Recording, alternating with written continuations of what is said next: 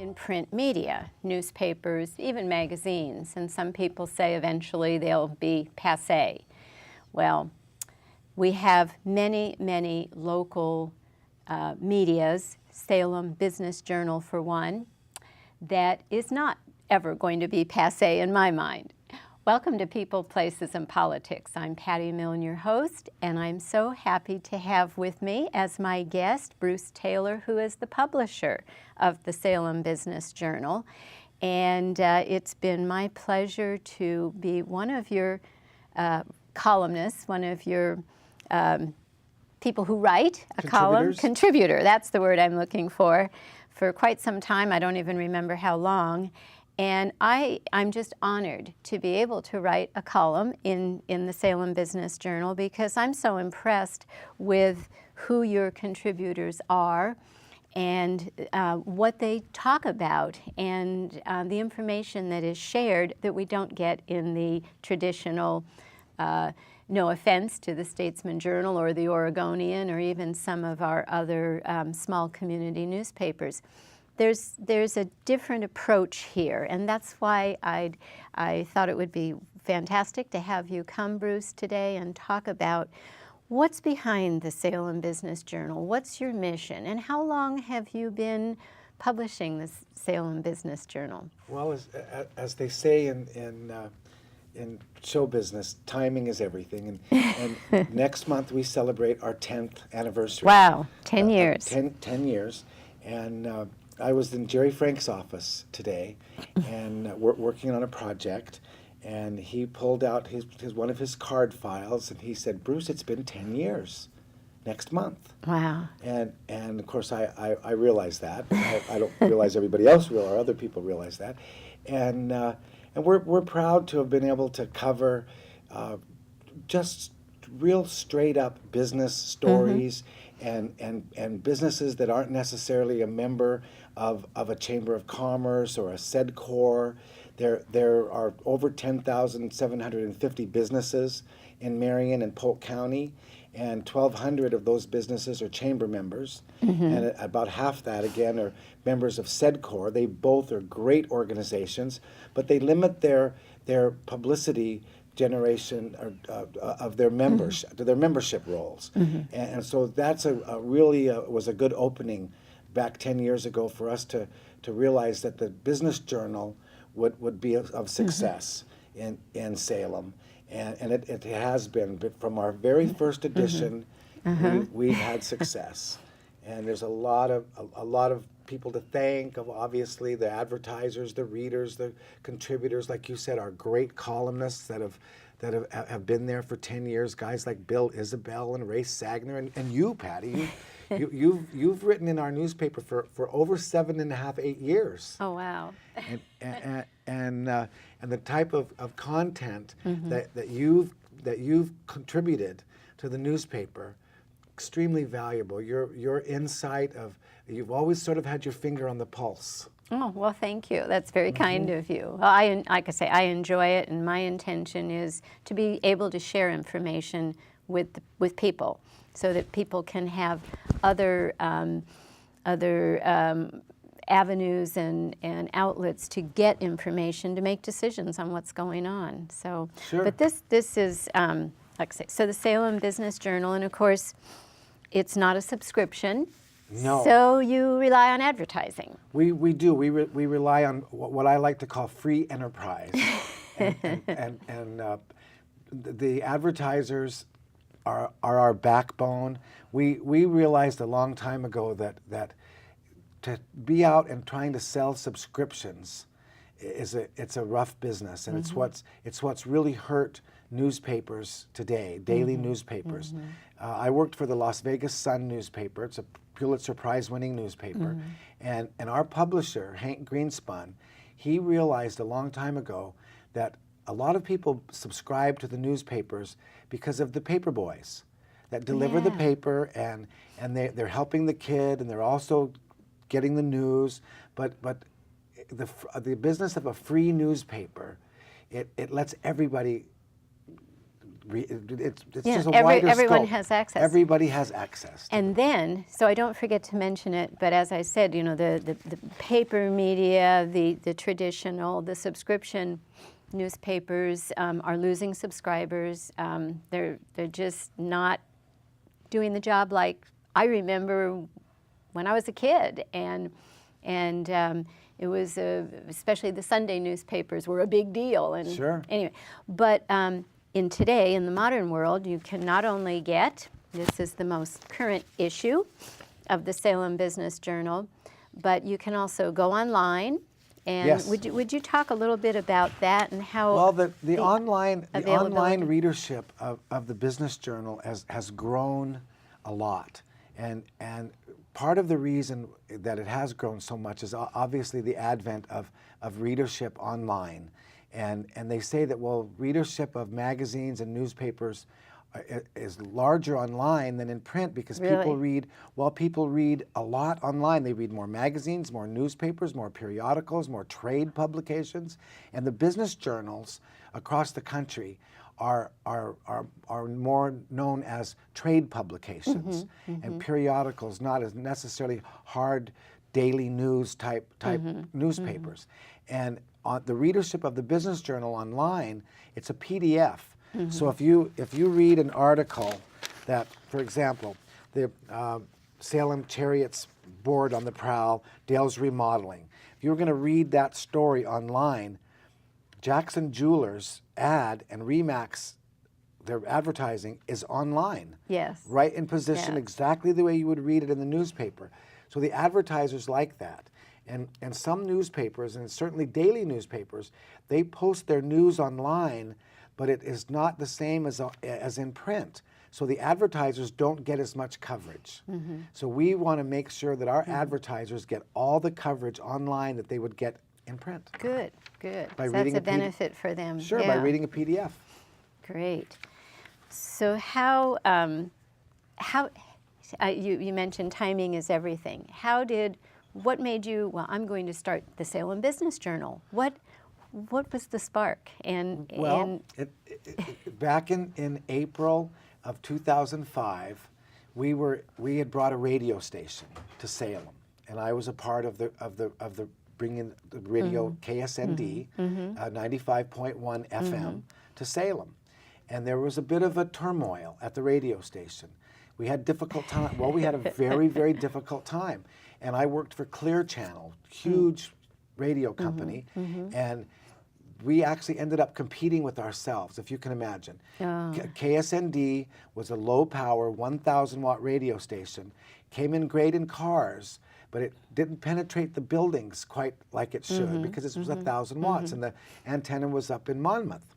So, well, a little far away. So one thing led to another in terms of this selling of the station, and I was the broker we brokered the station to Don Koss, and it became a Spanish radio station, still on the air today, Spanish radio, and doing very well.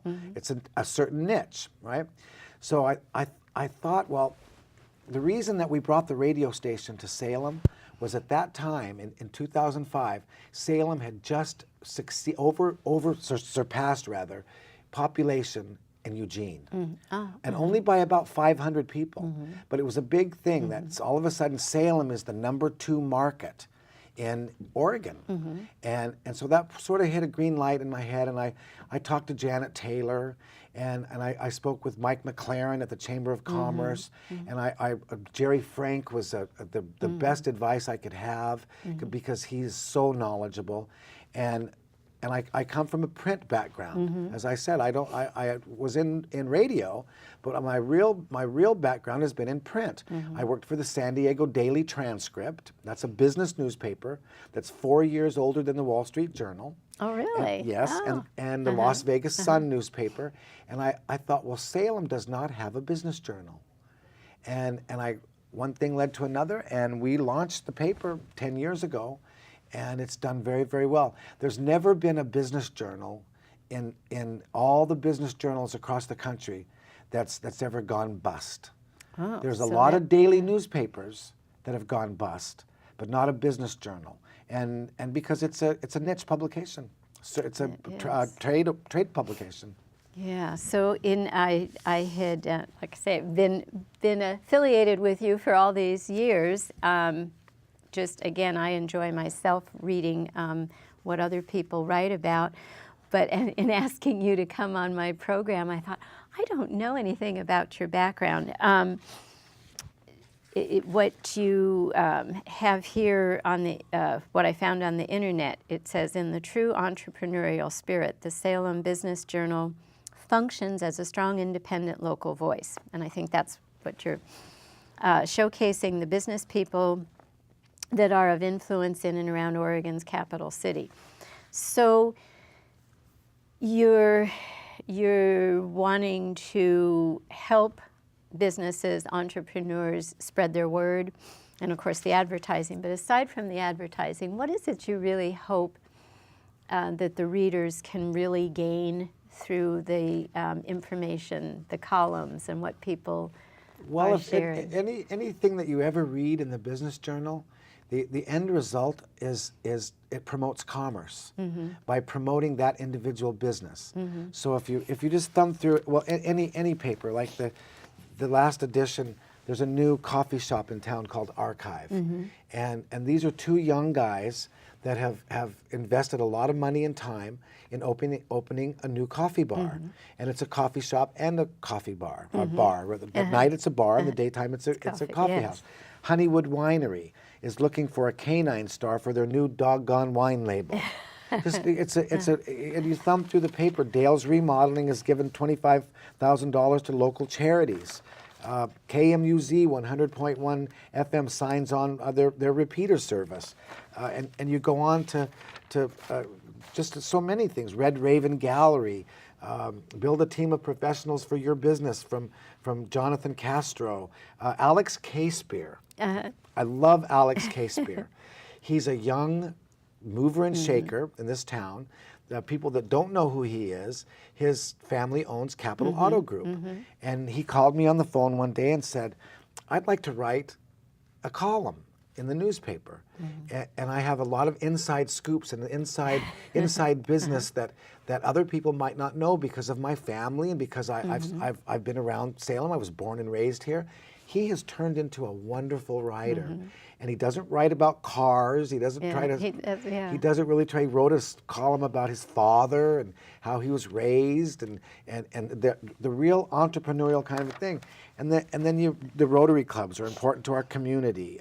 Page after page of Sarah Harris joined Studio 3 Architecture, just things that belong in a business journal. And the reason for the success is because it's not. And horoscopes are a good thing, but you won't find a horoscope. You'll find entrepreneurial success stories and some failures, because it's not always about Kentucky Fried Chicken. Colonel Sanders was a failure till he was 65 years old, and true. we all know that he was certainly no failure when he passed away. He was a great success. So being able to write about businesses in our community that are what I like to say, they're rolling the dice. Because being a business person is a lot of work and it's a big gamble. And when we write about a business and their successes, it makes me very proud that one little newspaper that also we're entrepreneurial and business people ourselves. Exactly. We don't owe the printer any money, which is, a newspaper. We know that the Statesman Journal, and I love the Statesman Journal, and Gannett is a great company, but they've had to get rid of their presses. Yeah. And that's a sad thing because they figured out, and Steve Silberman, the publisher that he's has now left, and there's a new publisher. He knew that it was cheaper to job the printing. If I had to own my own printing presses, I print at Eagle Web Press, and they're a great printer, and they print most of the inserts that go in the Statesman Journal, and they print a number of newspapers all around our area. And if they were just one newspaper, they probably wouldn't be able to pay their printing employees either. It's a lot of work. Changing world. Changing world. Well, the quote that I found here that I really especially wanted to share because it's really about business. Common mission, to lead the way from Wall Street to Court Street with a focus on civic pride and to provide an economic spotlight for those doing business in Salem. That's what you're really all about. That is what I wrote that 10 years ago, and it still rings today. In fact, it sounds pretty good. It does. And there's always a market for excellence. So that's that's a Well, I've special. learned that from Jerry Frank. Yeah, that's great. So what do you see in the future for the Salem Business Journal? What's ahead? What's Well, ahead? I don't know if you know yet, Patty, and I'll announce it today. And there's a lot of people that know, but beginning in June 1st, we will be publishing the new Salem magazine. Oh. And we've teamed up with some pretty important people, Nordstrom's and Jackson Jewelers and Mercedes-Benz of Salem, and some really important local movers and shakers, as I like to call them, in lack of a better term, that can see the need of a good city magazine. Bend has a city magazine. Yeah, Portland does. Portland has several. Even the Pearl District has true, their yeah. own magazine.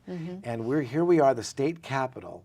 And when I had a discussion today with Jerry Frank in his office and let him know that, we are launching the new Salem magazine, and the launch party for the magazine will be at Abbey Crest in the mausoleum. Oh, wow. And that beautiful mausoleum where all the founders of our community are there, that are Wow. that in their Very in their impressive. crypts, and there's 8 governors there. So the story is that in the first Salem magazine, we are honoring the founders of Salem, the people that really founded the Cyrus Reeds and the Spragues and the people that really founded the community. So by launching the magazine in a graveyard is a fairly wild concept. But I've learned to love this guy named Rick Hiltz. Do you know Rick? No, I don't. Well, his family owns the City View Cemetery, and he's worked there since he was 12 years old. Oh my, that's a story. Mowing the lawn. That's a story in itself. It is, and he was on the cover of the Business Journal a few years ago. That's how I got to know him, and I came up with the idea that we could hold the launch party at the conference center or in a ballroom, and it just wouldn't have the same feeling of people being able to listen to the symphony orchestra play, have their wine and cheese, and read all of the different plaques at the mausoleum. Have you Wow. been to Abbey Crest? No, I haven't. You know that most people that I ask if they've been to, it's the oldest building in Salem. Oh my It goodness. literally, you walk in, it's all marble with stained glass windows, and you feel like you are in Gramercy Park in New York or somewhere really, really, really old. And it moved me from the first time I was ever there. And there's not a boring moment. There's plaques that you go, wow, that's the people that built the town. And we learn from that. So And remind the audience, this kickoff and this celebration is going to take place when? early June. Early June. Well, June 1st is the first Okay. date of the new Salem magazine, and the launch party will be right before that, a week or so before that. We're still pinning down the date. Okay, very good. So that is fantastic. So are you going to be publishing? You'll be the publisher of Yes. the magazine? Yes. And will the rest of the crew here at the Journal be, or do you have some, am I getting ahead of you? Whatever you can announce here today? I've been trying to convince Mary Lou Zeek to be the art editor. Oh, wow. And she keeps turning me down. Because she's very busy, and she's a lovely, lovely lady. So we'll see. The jury's still out on Mary Lou if she wants to come aboard. But you can count on the people that paint the most beautiful pictures of Salem, and not just artists, writers, photographers, and talent that so far to date they haven't really had a place to Oh, wow. expose their real gift. And with the City magazine, the chefs, the fashion people, the travel industry, the furniture industry, people that really, really need a lot of color and a lot of ink and a lot of glossy paper. Oh, how exciting. We're Very excited. exciting. So now will that be a subscription? Yes. So how can people learn more about that? Well, they will be able to subscribe to the magazine. It'll be on newsstands. And during the launch, we will be servicing a lot of community, neighborhood associations, homeowners associations, like the bar associations, groups of I won't just use the word upscale, but groups that would most enjoy a City magazine. The hospital, again, the homeowners associations of the country clubs and that those sort of groups will be the original base of the magazine. Good. And then people who live outside of Salem can subscribe. Yes, they can. Okay. Great. And do you have any idea what the subscription costs? Well, might be? $3.95 a cover for one edition. So if you do the math on the number of editions, and I don't have the answer to the total subscription costs at the moment, but you'll also see a lot of sample subscriptions the first year, because we know that sampling is, if you sample somebody a nice chocolate, they might come back and buy it. Yeah. We learned that from the Konditorei. Yeah. So what else would you like to share about the Salem Business Journal or the Salem Magazine? Because we're here. Because we're here for the the Business Journal. I think it's important to know that we've honored Jackson Jewelers as a retailer of the year in the current edition. They've been in business for 71 years. Wow. And it's a family business still today. And Ralph Jackson and his sons Brett and Tyler are just as excited today about the business as Holly Jackson was, Ralph's grandfather, when he returned from World War II to start Jackson Jewelers. And when he started Jackson Jewelers, it was on the outskirts of town. Oh, really? Imagine that. And then people like Roger Yost, Yes. that have been such a supporter of the Business Journal over the years, and he will be featured in the first Salem magazine. Good. And Jerry Frank. I keep saying the word Jerry Frank because we love Jerry Frank, and he's a founding father of the city that's still here. A lot of them aren't here. And he actually came to Salem in 1955 when his father first sent him to open the Meyer and Frank store here. And the story is very, very interesting to listen to him talk about what Salem was like then compared to what it's like now. And there's a lot of interesting people here. Jerry could live anywhere in the world. He has a #1 selling book in New York, you know, where to eat and buy and events and things in New York City, but he lives in Salem and has a #1 selling book in New York. He could live in Manhattan if he wanted to, but he lives in And he'd know everywhere Candelaria. to go. Yeah. Yeah. So Salem is an exciting town, and it's the state capital, and we deserve to have the best. That's true. That's true. So what the Salem Business Journal will continue to grow, continue on, new endeavor in the magazine, and you've already mentioned you'll highlight the arts. What else? In the magazine? Well, city magazines are typically fashion, food, arts, living is a very important word in the city magazine business, is a lifestyle. Lifestyle. And we have a lifestyle in Salem that doesn't get a lot of good press. If you live in the new marijuana laws. No, we won't go there, right? well, the marijuana business is something to write about. I just, it's phenomenal to me that the amount of publicity that Oregon is getting around the country I get phone calls from other media, from even from like Bloomberg and people like that. And they want to call the Salem Business Journal to find out, well, are they going to be growing it? Where are they growing? How's it going to be done? And what about the medical marijuana? And I don't have all the answers. I'm just the publisher of the Business Journal, and it's not a business yet. So when it is a business, we covered the when the initiative was approved, we covered, it was on the front page. And other than that, I don't smoke marijuana, so it's not as exciting to me as it might be for some other people. You never know. You may get someone wanting to write a column on it. Yeah, who knows? Yes. Well, I haven't been asked yet, but you don't smoke marijuana, I hope. Nope, never have. I can tell you right here, never have. Nope. And I don't think Bill Isabel smokes marijuana, but he's they call him Wild Bill. Yeah. And he is writing a book, as I said, and that's pretty interesting. That's great. And it's columns. It's his 10 years of columns Yeah. turned into a book. You could do the same thing. Oh, I know. It has occurred to me that I try to keep the hard the printed copy just as in a file folder.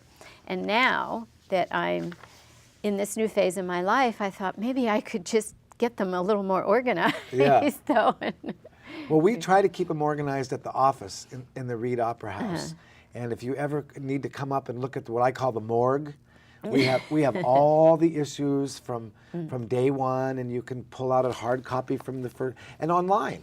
That's one thing cool Yes. about online. You Yes. can go online and you can read any copy of the Business Journal from day one. Day one, going back. Yeah, and it's. I mean, I come from the old school of newspapering, where you had to go in and look at the microfilm and scan back to the issues. And now you can just go online and read any edition of 10 years of Business Journals, and there's the photos and all the ads, and that's an interesting thing, that when somebody goes back and looks at an old article, the old ads are there with it. oh yeah. So yeah. so if you're Yeah, looking how at fun. an Yeah. article on page 3, there's Jackson Jewelers is probably there.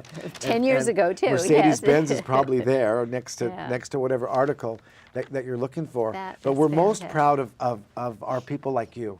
Oh well, that thank are columnists, that have stayed active in the Business Journal, and because they care. Yeah, well, we care about the community, and we're going to run out of time here in just a minute, so I want to thank you again, Bruce Taylor, publisher of the Salem Business Journal and soon-to-be new magazine, Salem Magazine. Salem Magazine. So thank you so Well, thank much. you for putting up with me. And thank you for making this announcement here on my program Well, today. I'm proud to be here.